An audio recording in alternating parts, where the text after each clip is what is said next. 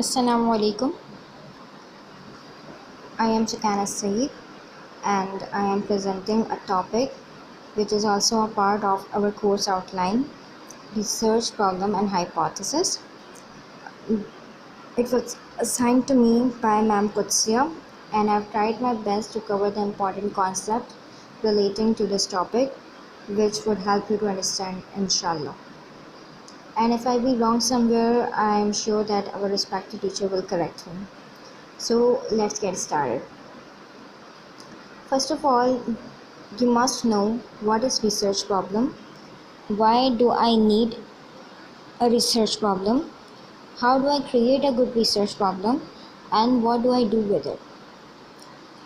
Well, according to Kurlinger, who is the president of American Educational Research Association, he says that if one wants to solve a problem, one must generally know what the problem is.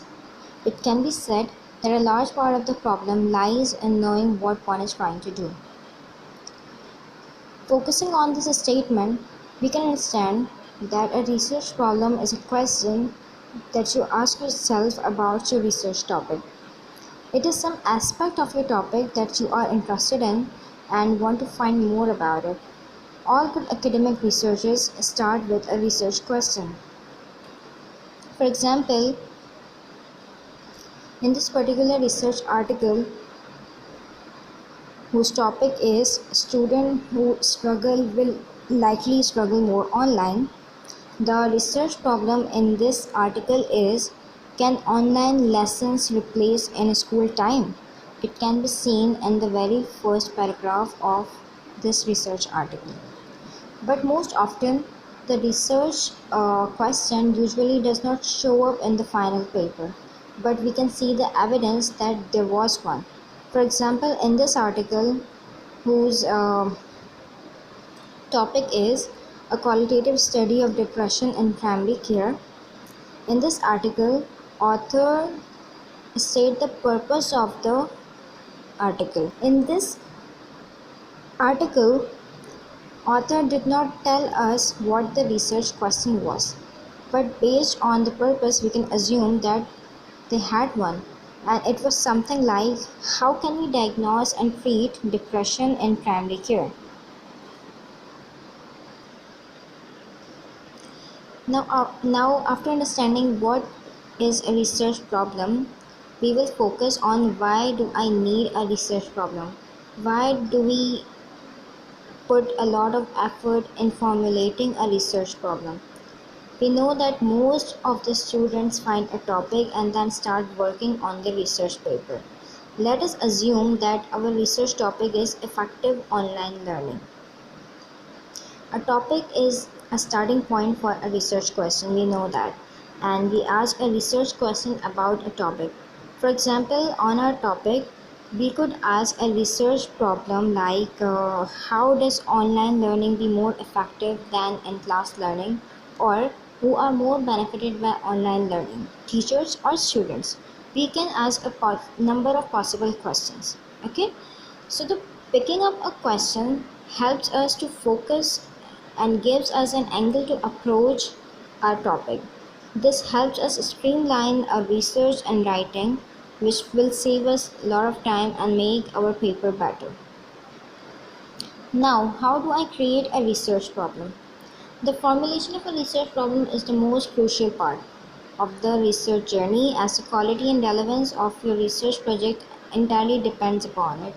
The process of formulating a research problem consists of a number of steps, and in order to formulate a research problem, we will follow some steps. Number one is pick a topic. Pick a topic you are interested in. Number two, narrow the topic. Find one aspect of the topic you want to focus on. Number three, ask some questions. Think of some questions you could ask about related to the aspect of the topic that you have chosen. Number four, pick a question. Pick one question out of the questions that you have created before. Number five, focus the question. Focus on that particular question to be a good question. One more thing that you should note, that A statement describing the research problem of your paper should not be viewed as the thesis statement. Okay, now we will go through all these steps using our example. What was the first step? Pick up a topic. What you will do, you will ask yourself, what is that really interests me as a professional? In the author's opinion, it is a good idea to think about the field in which you would like to work.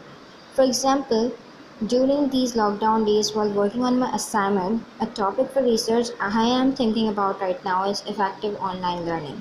So taking this topic as an example, we will move towards the second step, which is narrow the topic. Here I have made a concept map of some different aspects of the effective online learning. Here I have different aspects like impact of online learning, its merits and demerits, time management, benefit to teachers and students, availability of electronic devices, assignment and quizzes. All these aspects are related to my topic of the research article, and out of these different aspects I have to choose one aspect, and here I am going to choose benefit to teachers and students. In the third step, ask some questions about the aspects that you have chosen. The questions that I can think about is, who are more benefited with the online learning, students or teachers? Or why online learning is more effective for students or teachers?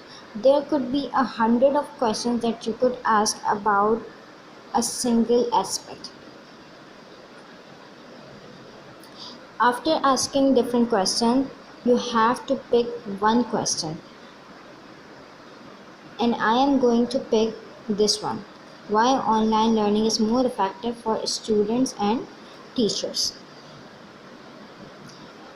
In the next step, focus the questions. Finally, look at your question to be sure it is specific and clear. Make sure your question covers all the WH questions like who, when, what, where. Now let us see how can we make our question more specific. Our question was, why online learning is more effective for students and teachers? And if I try to be more specified and focused, I can change this question into how online learning is more effective for students and teachers in comparison to in-class learning. So this is how we can be more specified while formulating a research problem. Now, how do I know if it is a good question? After formulating a question, how can I decide that if my question was good enough? So there are some characteristics of a good question. Number one issue only. A good question focuses on only one issue. Number two, requires analysis. It requires analysis and thinking and does not obviously have and obviously does not have yes or no questions, and WH questions are always best for research problem. Number three is specified and focused. A good research problem is specific and focused. The shorter the paper is, the specific the question needs to be. Number four, a good research problem should give clear-cut idea covering all the WH questions. Now let us take another example. We have a research problem. I'm sorry for this. How does media represent Islam? This focus on one issue which is good and requires some analysis, but this is not a good question because it is not specific enough. It should be clear who, what, where, and when is talking about. Because media can be further categorized into different parts. Like newspaper is also a media, television is also a media, music videos, advertising are also a part of media. And media could be of a different country, media of India, media of Canada, media of South America. Same as in the case of Islam. Islam is a religion, and Islam can also refers to the people who are Muslim. So This question is not specified enough, so this is not a good question. A more specified and focused questions would be how newspaper in US represented Muslims since 9/11. This is a good question. Hope this example helps you in understanding the need of being specific and focused while formulating a research question. Now, what do I do with a research problem? After generating and creating the whole research problem, what do I do with it? You know that you do not usually put the research question in your final paper, so what do you do with it? Basically, you do research to find answer to your question. Having a research question helps you focus your research since you are looking for information that helps you find your question. For our example, how online learning is more effective to students and teachers in comparison to in-class learning. In order to find the answer to our question, we would need practical experiences to tell us whether that is actually true or not. We also need to know the reason why in-class learning is less effective, and then we need to know what is the difference between in-class learning and online learning. Knowing what information we need to answer our question helps make the research more efficient. We know what kind of resources we need and what we are looking for in those resources. Now, after formulating a research problem, we are on a track to find its answer. And the first and foremost answer we get without doing verification is called hypothesis. We need to know what is hypothesis, functions and characteristics of good hypothesis, formation of hypothesis, types of hypothesis. First, we will focus on hypothesis. Hypothesis is a tentative relationship or testable assumption prediction between two or more variables, which gives the direction to research.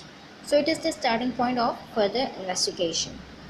It is basically a supposition or a proposed solution or prediction to a particular scenario. This is very structured, formal type of prediction statement, and there are two key components of hypothesis: dependent variable and independent variable. For example, drinking sugary drinks daily leads to obesity. This is a hypothesis and it has two variables: sugary drinks and obesity. Sugary drink is independent variable and obesity is a dependent variable because obesity depends upon the intake of the sugary drinks. The number of sugary drinks we will have, the chance of getting obesity will be increased. This is why obesity is a dependent variable. One more thing that you need to focus on, that your hypothesis must be measurable or testable in some ways. So keep those two keys in your mind while formulating a hypothesis. These two keys, independent and dependent variables. Now we will look towards the functions and characteristics of hypothesis. While some researchers believe that to conduct a study requires a hypothesis, having a hypothesis is not essential, but a hypothesis is important in terms of bringing clarity to the research problem. Specifically, a hypothesis serves the following functions. Number one, it provides a direction to the research. A hypothesis tells you what data to collect and what not to collect, thereby providing focus to the study. Number two, it helps focusing the research. The formulation of a hypothesis provides a study with focus. It tells you what specific aspects of a research problem to investigate. Number three, it helps in devising techniques. A hypothesis may enable you to add to the formulation of theory. It enables you to conclude specifically what is true and what is false. Number four, it prevents from visionless research. As it provides a focus, The construction of hypothesis enhances objectivity in a study.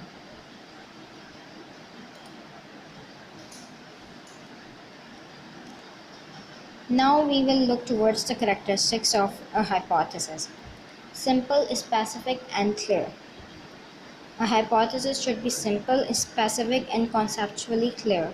There is no place for ambiguity in the construction of a hypothesis, as ambiguity will make the verification of your hypothesis almost impossible. Number two, capable of verification. A hypothesis should be capable of verification. Methods and techniques must be available for data collection and analysis. There is no point in formulating a hypothesis if it cannot be subjected to verification because there are no techniques to verify it. Number three, related to existing body of knowledge. A hypothesis should be related to the existing body of knowledge.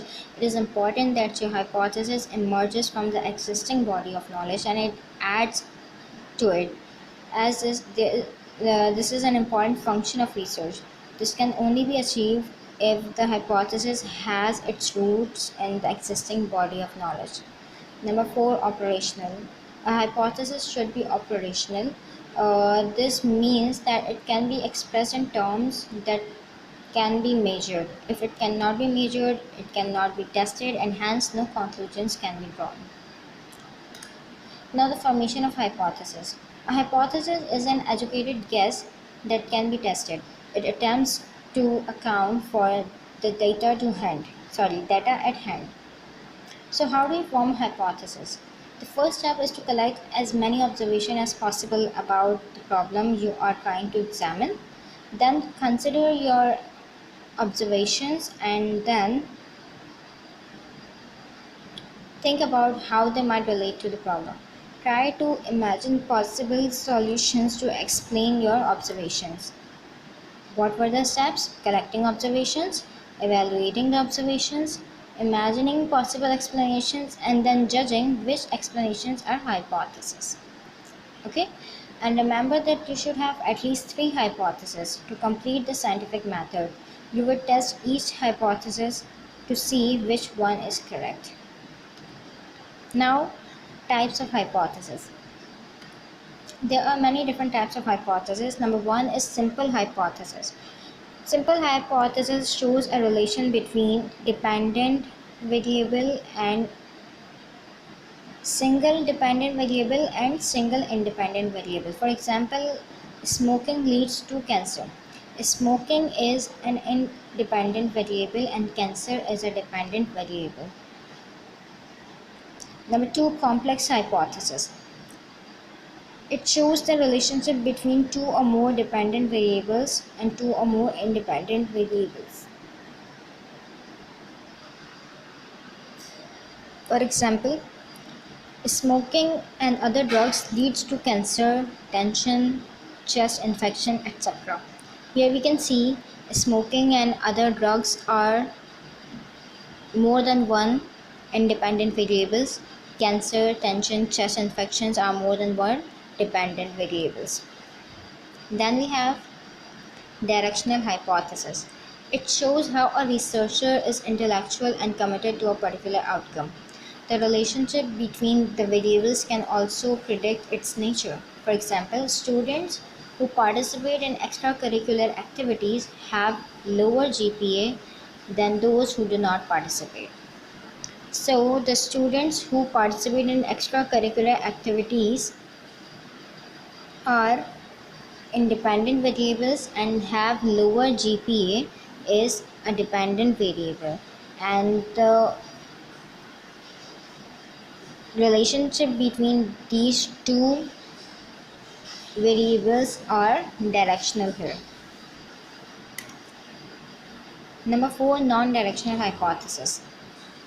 It is used when there is no theory involved. It is a statement that a relationship exists between 2 variables without preceding the exact nature or direction of the relationship. For example, the academic performance of high school student is related to their participation in extracurricular activities. Now, when we will compare it to the directional hypothesis, the difference between these two examples, we can understand the difference of direction in these two hypotheses. Number 5 is null hypothesis. It provides a statement which is contrary to hypothesis. It is a negative statement and there is no relationship between independent and dependent variable.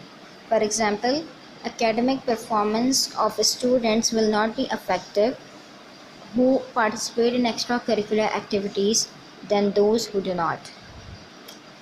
Number 6, causal hypothesis. Causal hypothesis propose a cause and effect interaction between two or more variables. For example, high school students who participate in extracurricular activities spend less time studying, which leads to a lower GPA. Causal hypothesis talks about cause and effect. Here we can see that students who participate in extracurricular activities are independent variables which causes less time spending studying. This is the cause, and the effect of it is leads to a lower GPA. So this is known as the causal hypothesis. Now the summary of the whole presentation is: number 1 is any question that you want to be answered, that you want to investigate, can become a research problem of your research topic.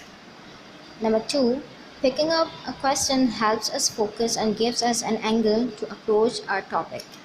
Number 3, your research problem is not your thesis statement, but it helps to formulate a thesis statement. Number 4, a hypothesis is a structured formal type of prediction statement. This might become your thesis statement after verification. And last but not the least, the hypothesis is an assumption that may prove to be either correct or incorrect. It is possible to arrive at an incorrect conclusion. So that was all from my side. Thank you for listening to me, and please let me know if you have any questions and want to give any suggestion. Thank you. Allah Hafiz.